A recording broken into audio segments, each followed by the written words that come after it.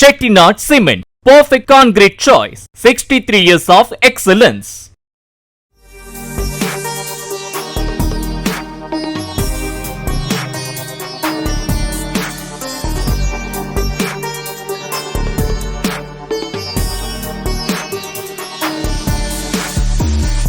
கடலூர் மாவட்டம் பன்ருட்டி அருகே தென்பெண்ணை ஆற்றங்கரையில் கல்லூரி மாணவர்கள் மேற்கொண்ட தொல்லியல் ஆய்வில் முதலாம் ராஜராஜ சோழன் காலத்தில் புழக்கத்தில் இருந்த வெள்ளி நாணயத்தை கண்டெடுத்துள்ளனர்.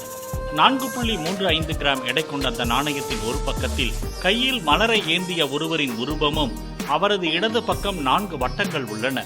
அவற்றின் மேலே பிறையும் கீழே மலரும் உள்ளன. வலது பக்கம் திரிசூலம் விளக்கு உள்ளன. நாணயத்தின் மறுபக்கம் கையில் ஒருவர் சங்கு ஏந்தி அமர்ந்திருக்கிறார். அவரின் இடது கை அருகே தேவநாகரி எழுத்தில் ஸ்ரீ ராஜ ராஜ என எழுதப்பட்டுள்ளது. சோழர் கால வெள்ளி நாணயம் கிடைப்பது இதுவே முதன்முறை என ஆய்வாளர் இமானுவேல் கூறியுள்ளார்.